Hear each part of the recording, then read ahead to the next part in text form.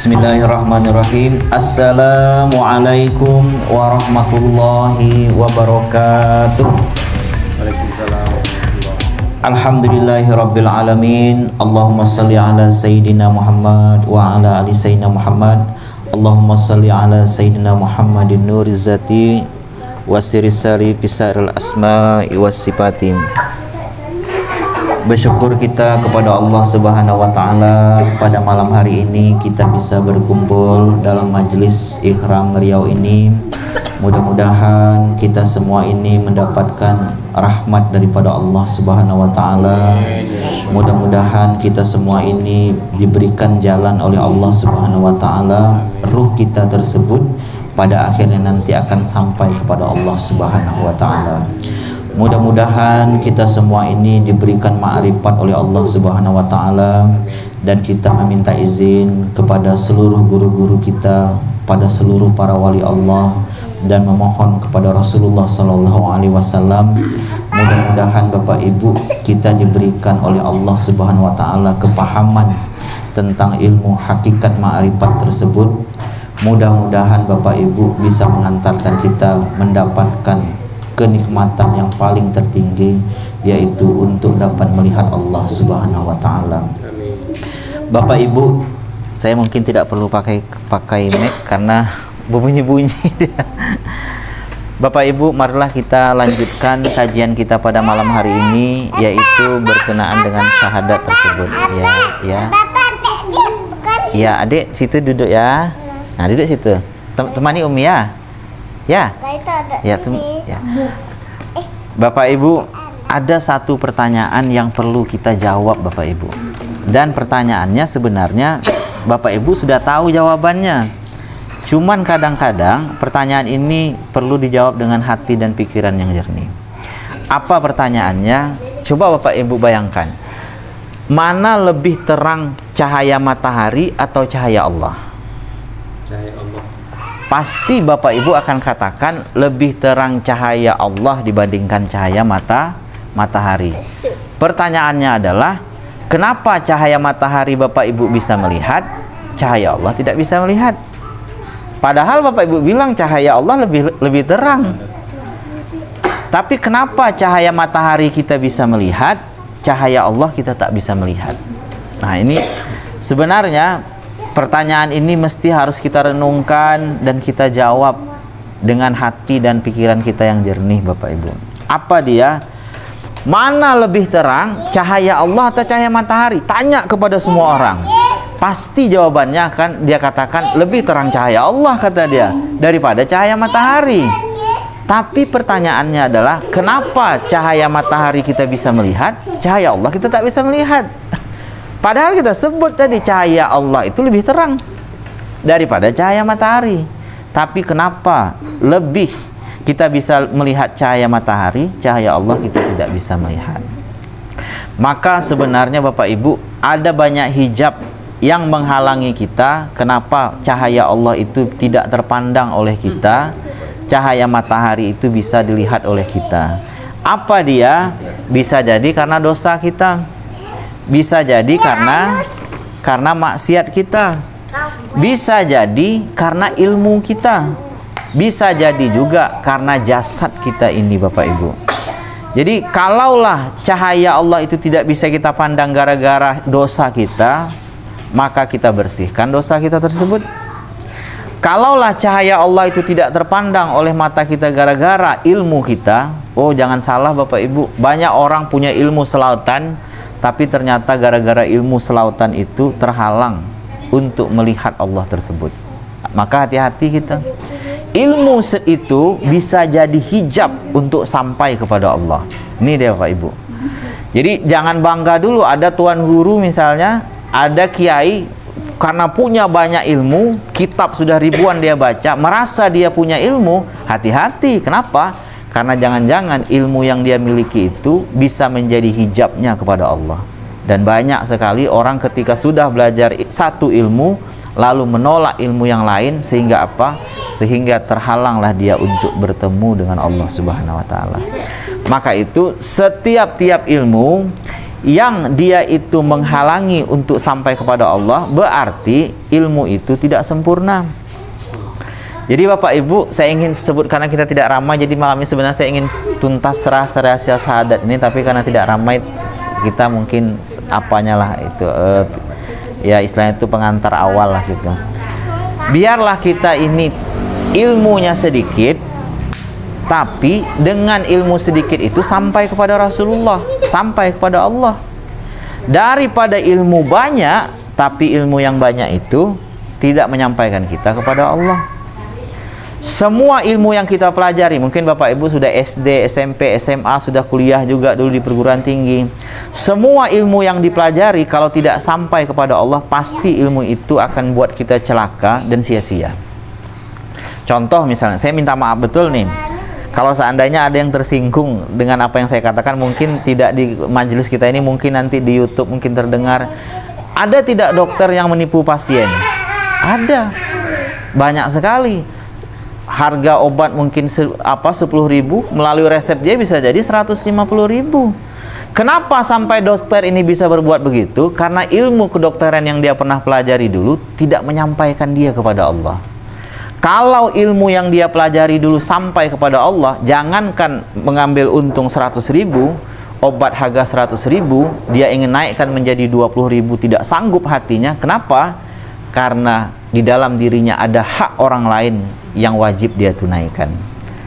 Kenapa ada seorang ahli hukum, orang ahli hukum bahkan sampai profesor yang mengerti dengan seluk-beluk perhitungan keuangan segala macamnya, lalu korupsi? Oh, ternyata ilmu akuntansi yang dia pelajari dulu, ilmu ekonomi yang dia pelajari dulu tidak sampai kepada Allah. Kalau ilmu itu sampai kepada Allah, maka tidak akan mungkin dia berani untuk korupsi. Kenapa ada orang ahli hukum lalu berani menipu klien? Ada pimpinan rakyat lalu berani menipu rakyatnya. Kenapa? Karena ilmu yang dia pelajari dulu tidak sampai kepada Allah. Maka Bapak Ibu, biarlah ilmu kita sedikit, tapi ilmu yang sedikit itu menyampaikan kita kepada Allah dan kepada Rasulullah SAW, Bapak Ibu. Jadi mudah-mudahan Bapak Ibu, meskipun ilmu kita sedikit, mudah-mudahan dengan yang sedikit itu menyampaikan kita untuk ma'rifat kepada Nabi Muhammad SAW dan ma'rifat kepada Allah Subhanahu wa Ta'ala. Bapak Ibu, coba Bapak Ibu bayangkan, saya ingin mengajak Bapak Ibu berenung. Sudah berapa umur kita hari ini? Saya sekarang 37 tahun. Mungkin Bapak Ibu ada yang 40 tahun, mungkin ada yang 50 tahun, mungkin ada yang 55 tahun. Coba bayangkan Bapak Ibu, satu hari berapa suap nasi yang masuk ke dalam mulut kita? Satu hari.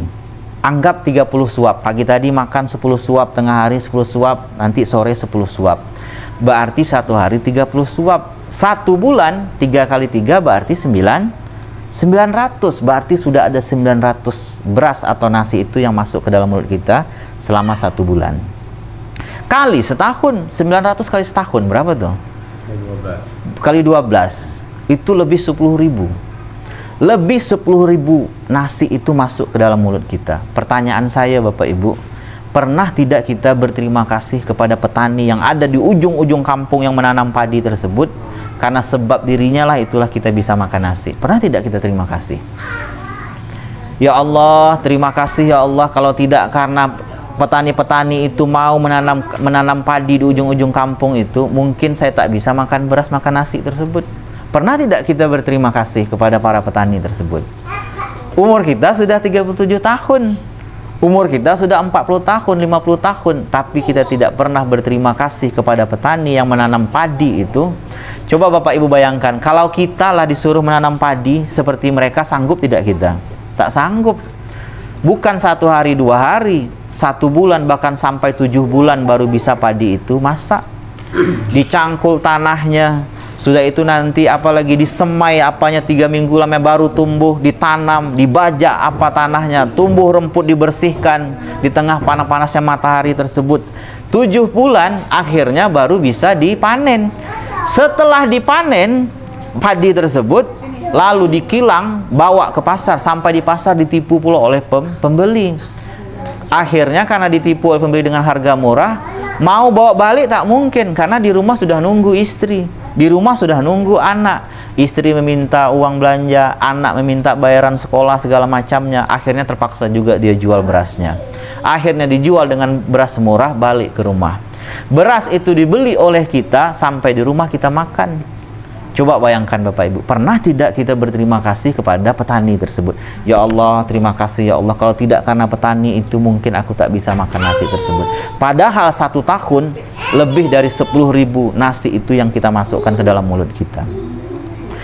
Nah Bapak Ibu, saya ingin menggambarkan kepada Bapak Ibu, ada orang yang belajar Al-Quran bertahun-tahun lamanya, ada orang belajar hadis bertahun-tahun lamanya, tapi tak pernah berterima kasih kepada Rasulullah, tak pernah berterima kasih kepada Allah. Coba bayangkan tuh, apa tidak beradab kita kepada petani tadi? Apa tidak malu kita kepada petani tadi? Apa tidak beradab kita kepada Rasulullah dan kepada Allah? Bertahun-tahun kita belajar hadis dan Al-Quran dari mulai SD sampai perguruan tinggi, tapi ilmu kita tidak kenal kepada Rasulullah dan kepada Allah. Kan malu kita. Maka itu sebenarnya biarlah ilmu kita sedikit, tapi ilmu yang sedikit itu mudah-mudahan menyampaikan kita itu untuk ma'rifat kepada Allah dan kepada Rasulullah SAW. Bang Nopiar punya hotel. Anggap Bang Nopiar ini punya hotel. Semua orang bisa masuk ke dalam hotelnya Bang Nopiar, tapi tidak semua orang bisa berjumpa dengan yang punya hotel tersebut. Hanya orang yang kenal yang bisa ketemu dengan yang punya hotel tersebut. Saya mau masuk ke hotel Bang Nopiar, saya tak kenal dengan Bang Nopiar. Lewat di depan pintu hotel tersebut, lewat Bang Nopiar, santai aja saya. Kenapa? Karena saya tak kenal. Sampai di depan resepsionis, saya mau nginap malam ini di hotel ini, berapa satu malam? 500.000 kata dia. Oh iyalah, bayar 500.000. Karena tak kenal. Tapi kalau saya kenal dengan Bang Nopiar, lewat di depan itu, Sabri ini katanya, mau ngapa, mau nginap? Tak usahlah bayar lagi kata dia. Kita kan kawan kata dia. Akhirnya apa? Akhirnya masuk hotel itu tak bayar. Kenapa? Karena kenal. Coba bayangkan Bapak Ibu, di akhirat nanti kita butuh syafaat Nabi. Di akhirat nanti mau minta ke Nabi Adam tak bisa karena pernah buat salah. Minta kepada Nabi Musa tak bisa karena Nabi Musa pernah buat salah. Minta kepada Nabi Ibrahim pernah bohong 4 kali dalam hidupnya, tak sanggup. Maka tempat kita meminta pertolongan itu Rasulullah, karena Rasulullah bisa memberikan syafaat kepada kita. Bayangkan, lewat Rasulullah di samping kita, kita santai aja karena kita tak kenal dengan Rasulullah. Alangkah ruginya kita. Kenapa? Karena tidak kenal dengan Rasulullah SAW. Apakah lagi tidak kenal dengan Allah. Maka itu Bapak Ibu, saya ingin kepada Bapak Ibu, sebenarnya beristiqomahlah dalam kajian-kajian seperti ini Bapak Ibu, khususnya kajian yang diiringkan antara syariat dengan hakikat. Kenapa? Karena pada akhirnya akan mengantarkan Bapak Ibu untuk makrifat kepada Nabi Muhammad dan kepada Rasul, kepada Allah tersebut. Rugi hidup kita bertahun-tahun, bahkan mungkin sudah di ujung hidup, tapi tak kenal dengan Rasulullah, tak kenal dengan Allah. Kenal kepada Rasulullah itu bukan kenal zahirnya saja Bapak Ibu. Muhammad bin Abdullah bin Abdul Muttalib bin Abdul Malak bin Qusay bin Kilab bin Murrah bin Ka'ab bin Ghalib bin Fihr bin Kinana bin Khuzaimah bin Mudrikah bin Adnan bin cucu Nabi Ismail bin Ibrahim bin Nuh bin Hud bin Idris bin Adam alaihissalam. Itu ceritanya cerita jasad. Itu kenal zahirnya, tapi mesti wajib kita sampai kenal kepada batinnya Rasulullah SAW tersebut, sampai kepada di dalam diri Rasulullah SAW tersebut. Kalau kenal zahir Bapak Ibu, maka kita rugi. Kenapa? Karena Nabi Muhammad itu dia nanti dikaji menjadi dua bagian dia. Muhammad dalam tingkatan ruh, Muhammad pangkat kenabian, tetapi nanti ada Muhammad hakikat ketuhanan. Jadi Nabi Muhammad itu jasadnya hakikat kenabian, tapi ruhnya hakikat ketuhanan. Maka itu itulah yang mesti harus kita pahami juga. Kenapa ketika Nabi Adam itu diciptakan lalu dimasukkan ke dalam surga, sampai di surga dibuka mata, yang nampak itu nama Rasulullah. Bergandeng nama Allah dengan Rasulullah di dalam surga tersebut. Di mana-mana tempat ada nama Allah, nama Rasulullah. Kenapa? Padahal Rasulullah itu anak cucu Adam jauh belakang hari, baru dizahirkan. Kenapa satu-satunya makhluk yang pernah ketemu dengan Allah itu cuma Rasulullah? Nabi Jibril saja, malaikat Jibril saja, penyampai wahyu tak pernah bertemu dengan Allah secara langsung. Cuman Rasulullah saja yang pernah ketemu dengan Allah secara langsung. Kenapa? Maka itu kita tidak cukup hanya mengenal Rasulullah itu zahirnya, tapi mesti wajib mengenal sampai ke dalam diri Rasulullah SAW tersebut. Maka itu Bapak Ibu, sebenarnya syahadat yang ingin kita pelajari ini sebenarnya pada akhirnya akan mengantarkan kita itu untuk kenal kepada Rasulullah dan kepada Allah tersebut. Maka itu semestinya kita mesti harus istiqomah betul mempelajari tersebut sampai pada akhirnya kita betul-betul kenal kepada Rasulullah dan kepada Allah tersebut. Baik Bapak Ibu, mungkin saya ingin pakai spidol, tapi malam hari ini kita mungkin tidak bisa tuntas seutuhnya sebenarnya. Baik Bapak Ibu, dalam Islam ini ada 4 tingkatan ilmu. Yang pertama, Bapak Ibu pasti sering mendengar namanya syariat. Yang kedua ada tarekat atau tarikat. Yang ketiga hakikat. Yang keempat namanya makrifat. Nah ini Bapak Ibu, 4 tingkatan dalam ilmu dalam Islam. Saya ingin berazam betul kepada Bapak Ibu, lewati syariat, lewati tarikat, tapi duduk di makam hakikat dan makrifat ini. Bagi Bapak Ibu yang sudah belajar sudah setahun ini, jangan sekedar lagi duduk di syariat dan tarikat. Kenapa? Orang yang duduk di makam syariat saja mati jasadnya hancur dimakan tanah. Dan itu nanti bisa dibuktikan Bapak Ibu. Orang yang hanya duduk di makam syariat saja mati habis dimakan tanah. Orang yang duduk di makam tarikat itu ketika dia mati, yang disebutkan dalam kitab Hakikat Insan, itu jasadnya itu kering. Ada orang yang mati itu jasadnya kering, tulang belulang itu ditutup oleh kulitnya tersebut. Tapi orang yang mati di makam hakikat dan makrifat ini, khusus yang di hakikat ini, jasadnya itu tidak hancur. Ini orang yang dimuliakan Allah. Orang yang duduk di makam hakikat tersebut. Orang yang duduk di makam makrifat ini lebih dimuliakan lagi. Masuk jasadnya ke liang lahat, sudah hilang sudah jasadnya. Jadi ketika jasadnya itu masuk ke dalam liang lahat, jasadnya itu hilang. Entah di mana Allah bawa jasadnya tersebut, Allah muliakan, hilang jasadnya tersebut. Dan itu Bapak Ibu sudah banyak terbukti para tuan-tuan guru tersebut. Saya sudah sering menceritakan kepada Bapak Ibu, saya punya guru di Tembilahan itu perempuan. Nenek ngaji saya dulu waktu masih kecil, Alif Bata. Meninggal 13 tahun dikuburkan, jasadnya masih utuh. Jasadnya masih utuh Bapak Ibu. Datuk Sanggul namanya, salah satu ulama di Martapura. Waktu mau dimasukkan ke liang lahat, buka apanya tuh, kain kapannya itu tak ada lagi jasadnya, hilang. Hilang jasadnya tuh. Dimuliakan Allah, entah bawa kemana tak tahu kita. Itu rahasia Allah. Maka itu saya berazam betul kepada Bapak Ibu, jangan sekedar lagi duduk di makam syariat tariqat, tapi duduklah di makam hakikat dan ma'rifat. Nah Bapak Ibu, syariat ini itu tata tertib. Dia tata tertib. Tarikat ini jalan. Hakikat ini sampai. Makrifat ini bertemu atau berjumpa. Kenal juga, kenal itu sampai di sini dia. Sampai ini kenal dia. Tapi nanti makrifat ini dia berjumpa. Nah, tata tertib ini kalau dalam bahasa kita metode, Bapak Ibu. Jalan ini zahir di jasad. Sampai ini menembus kalbu. Berjumpa ini ruh yang lagi berlaku, bukan lagi jasad. Ini udah Bapak Ibu. Jadi 4 tingkat, ada syariat, tarekat, hakikat, makrifat dalam Islam ini. Syariat itu tata tertib, tarekat itu jalan, hakikat itu sampai, makrifat itu berjumpa. Tata tertib itu ya syariat itu metode, cara membaca, cara melakukan segala macamnya. Thariqat itu ketika kita zahirkan ke lidah kita, itu thariqat namanya. Jalan dia.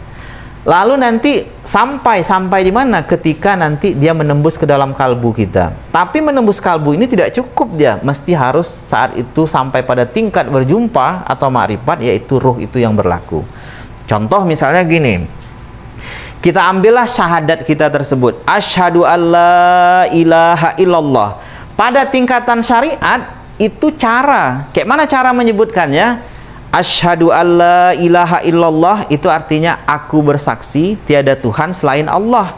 Wa asyhadu anna Muhammadar Rasulullah, dan aku bersaksi bahwa Nabi Muhammad itu adalah utusan Allah.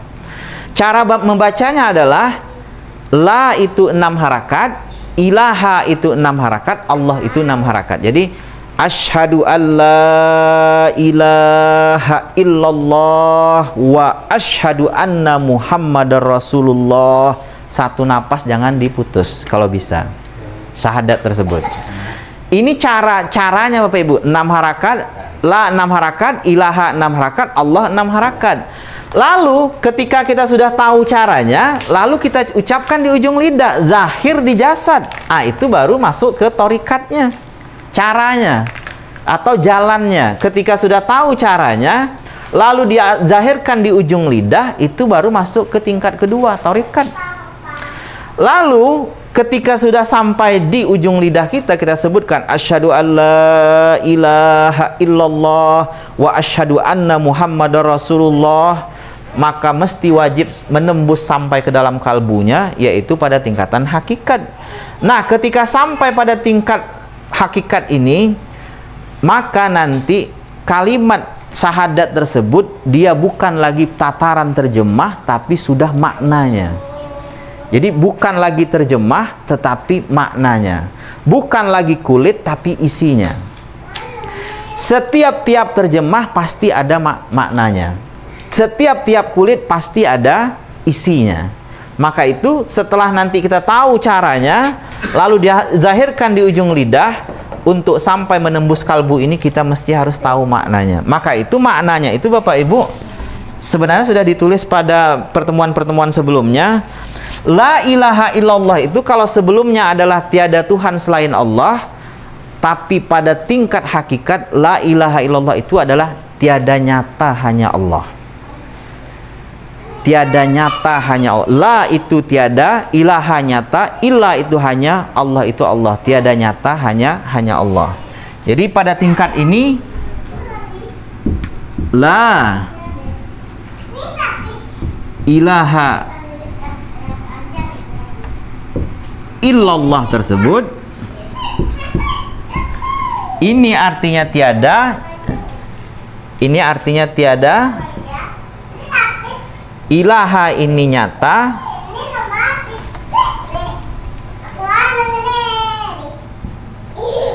illa ini hanya,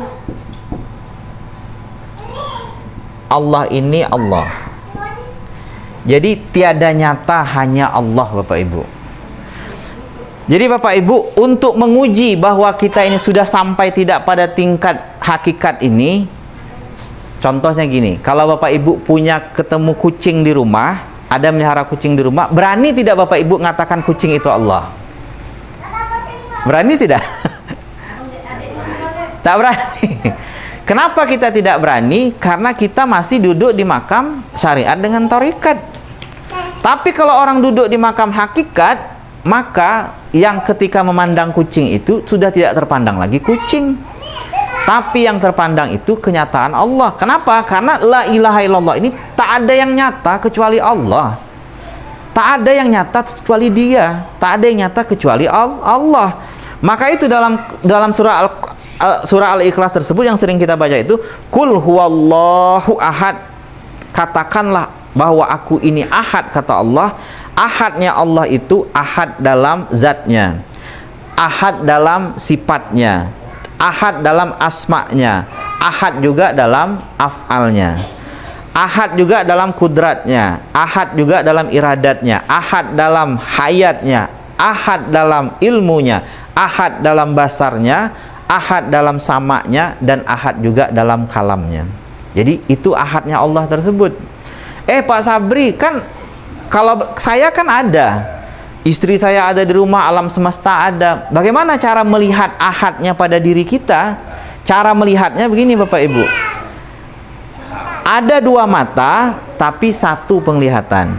Ada dua telinga, satu pendengaran. Ada dua otak, satu pikiran. Dua kaki, satu langkah. Dua tangan, satu pegangan. Sudah itu, lidah kita ini juga bukan sebenarnya kita yang berkata-kata. Cara lebih nikmat lagi untuk melihatnya, lihat orang yang mati. Kalau misalnya kita ngelayat orang, nanti buka jasadnya itu pandang. Kawan kita ini dua mata ada, tapi kenapa tak bisa melihat? Dua telinga ada, kenapa tak bisa mendengar? Dua hati ada, kenapa tak bisa merasa? Dua kaki ada, kenapa tak bisa berjalan? Dua tangan ada, kenapa tak bisa memegang? Dua otak ada, kenapa tak bisa berpikir? Berarti selama ini bukan jasad yang berlaku dalam hidup kita tersebut. Bukan jasad yang berlaku pada diri kita tersebut. Jadi sebenarnya pada hakikatnya Allah juga yang berlaku di sana. Maka itu Bapak Ibu, ketika la ilaha illallah ini tiada nyata hanya Allah, berarti ketika kita melihat kucing tadi, orang hakikat tidak lagi lihat zahir, tapi lihat hakikat. Yang terpandang itu apa? Yang terpandang itu hayatnya Allah, kudratnya Allah, iradatnya Allah, kalamnya Allah. Kenapa kucing itu bisa mengeong? Karena ada sifat kalamnya Allah pada dirinya. Kenapa kucing itu bisa berjalan? Karena ada sifat kudrat iradatnya pada dirinya. Kenapa kucing itu bisa mendengar? Kita panggil, datang dia, karena ada sifat sama pada kucing tersebut. Maka ketika dipandang dengan kacamata hakikat ini, maka sebenarnya saat itu terpandanglah sifat Allah pada sesuatu tersebut. Jadi tak ada lagi yang terpandang yang lain. Orang yang duduk di makam hakikat tersebut, ya, sifat yang tujuh tersebut sudah menembus ke dalam kalbunya tersebut. Lalu sampai pada tingkat tertinggi, yaitu ma'rifat ini, ketika nanti ruh itu yang berlaku. Ketika ruh ini yang berlaku, asyhadu alla ilaha illallah itu berubah jadi bukan lagi aku bersaksi, tapi akulah bukti. Jadi asyhadu alla ilaha illallah, akulah bukti. La, yang tidak boleh aku mengingkari. Ilaha, kenyataan diriku ini. Ilah, melainkan kenyataan Allah. Jadi sudah sampai pada tingkat ini, bukan lagi apa, tapi jadi bukti. Asyhadu itu artinya akulah bukti. Kita inilah bukti kenyataan Allah tersebut. Tapi itu banyak orang tidak mampu untuk tidak berani. Kenapa? Kata dia, akulah Allah, Allah lah, kata dia. Padahal diri kita ini adalah mazharnya Allah, tempat menzahirnya Allah. Tadi coba lihat, kenyataan kita itu mati. Seperti yang kita, ada kawan kita berbaring meninggal tersebut, itulah kenyataan kita tersebut. Tapi kenapa kita bisa mendengar hari ini, bisa melihat, bisa memandang segala macamnya? Karena ada sifat Allah itu pada diri kita. Berarti bukan kita yang berlaku, kenyataannya Allah juga yang berlaku. Nah, maka itu dalam kitab ini sebenarnya kalau Bapak Ibu baca seutuhnya akan sampai pada akhirnya tersebut. Kalau sampai pada apa? Jadi sampai pada akhirnya kalimat tauhid itu sebenar-benarnya adalah menafikan diri kita sendiri bahwa tiada lain dan tiada bukan, bahwa diri kita ini sebenarnya kenyataan yang menyatakan Allah tersebut. Jadi dari seluruh alam semesta ini, tempat menyatanya Allah yang paling sempurna itu adalah pada diri manusia ini. Pada diri batu ada Allah, ada, tapi tidak sempurna zahirnya Allah di situ. Di pohon ada tidak? Di pohon ada, karena di pohon itu ada hayat, tapi bukan tempat sempurna bagi Allah untuk menzahirkan dirinya. Satu-satunya tempat yang paling sempurna untuk Allah itu menzahirkan dirinya adalah manusia tersebut. Makanya manusia itu disebut manusia yang apa? Makhluk yang sempurna. Mau sempurna, karena dia yang mampu menzahirkan diri Allah secara sempurna. Maka itu yang pertama kali Allah ciptakan itu manusia, yaitu Nur Muhammad tersebut. Kenapa Nabi Muhammad bisa bertemu dengan Allah di Sidratul Muntaha? Karena Nabi Muhammad itu insan kamil, sempurna. Di dalam diri Rasulullah itu tersimpan diri rahasia Allah. di dalam diri kita juga tersimpan diri rahasia Allah. Maka itu pada akhirnya nanti syahadat itu, karena ini sebenarnya gambarannya masih gambaran apa sebenarnya. Pada akhirnya nanti syahadat itu, asyhadu alla ilaha illallah itu artinya akulah bukti. La yang tidak boleh aku mengingkari, ilaha bahwa kenyataan diriku ini, ilah tiada lain dan tiada bukan Allah, terkecuali kenyataan Allah saja. Ini dia nih. Jadi kenyataan diri kita ini sebenarnya kenyataan Allah.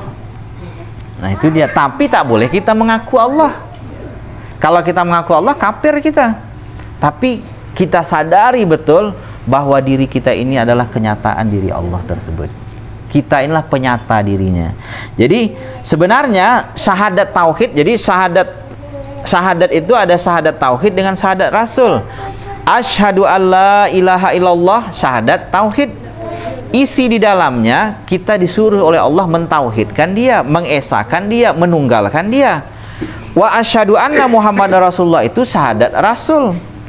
Kita disuruh mengurai rahasia Muhammad tersebut. Jadi syahadat tauhid itu sebenarnya adalah menyatakan diri kita yang batin. Jadi letak syahadat tauhid itu pada ruh kita tersebut. Kenapa? Karena dia sebenarnya menyatakan diri kita yang batin. Sehingga jelas dan terang lagi nyata bahwa diri kita inilah bukti kenyataan Allah tersebut. Itu dia tuh. Maka itu sebenarnya kalau misalnya Bapak Ibu baca surah Al-Qur'an, misalnya surah Al-Ahzab ayat 72, di situ sebenarnya dijelaskan inna aradnal amanata 'alas samawati wal wal jibali fa abaina an tahmilnaha wa ashfaqna minha wa hamalahal insan innahu kana zaluman jahula. Di situ Allah menyebutkan sesungguhnya kami telah mengemukakan amanat ini kepada langit, kepada bumi, kepada gunung-gunung, tapi semuanya itu enggan untuk mengemban karunia tersebut. Satu-satunya yang mau mengemban karunia Allah itu adalah manusia tersebut. Cuman sayangnya di ujung ayat tersebut Allah sebutkan innahu kana zaluman jahula. Tapi sayangnya sesungguhnya manusia itu amat zalim dan amat bodoh, kata Tuhan dalam Al-Quran tersebut. Kenapa? Karena kita banyak tak berani mengakui. Karena kita tersilap pandang. Cahaya matahari dapat pandang, cahaya Allah tak bisa lihat. Kenapa? Karena kita zalim dengan diri kita sendiri. Padahal dalam Al-Quran Allah sebutkan wapi anfusikum apala tubsirun. Kata Allah, di dalam diri kamu sendiri, kenapa kamu tak lihat? Kata dia. Kata Allah, wapi anfusikum apala tubsirun. Kata Allah, di dalam diri kamu sendiri, kenapa kamu tak lihat? Kenapa kamu tak perhatikan? Allah ingin menceritakan kepada kita, memberikan jalan kepada kita bahwa diri kita inilah sebenarnya penyata Allah tersebut. Jadi syahadat tauhid itu isinya adalah mengesahkan Allah. Jadi syahadat tauhid itu sebenarnya letaknya pada diri batin kita tersebut. Syahadat rasul tersebut ingin mengurai rahasia daripada Muhammad tersebut, letaknya pada jasad kita. Walaupun dalam sebuah diskusi disebutkan, kata Rasulullah, ana abu ruh wa Adam abu jasad. Aku bapaknya ruh dan Adam itu bapaknya jasad. Tapi Adam itu asalnya dari mana? Adam dari tanah. Tanah asalnya dari air, air dari angin, angin dari api, api dari Nur Muhammad. Jadi sebenarnya Adam itu juga asalnya dari Nur Muhammad.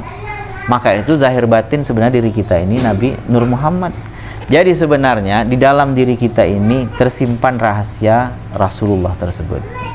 Jadi diri kita yang zahir ini sebenarnya menyimpan karunia besar, yaitu diri rahasia Allah tersebut.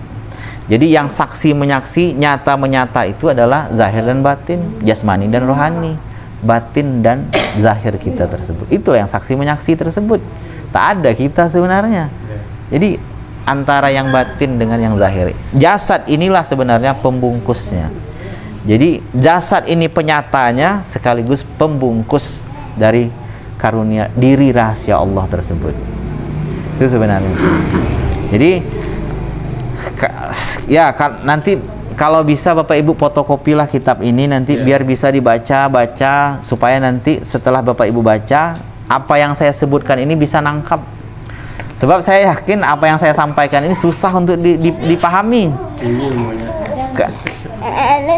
Karena memang saya pun Bapak Ibu bertahun-tahun juga dari SMA itu sudah belajar ilmu ini, sudah belajar.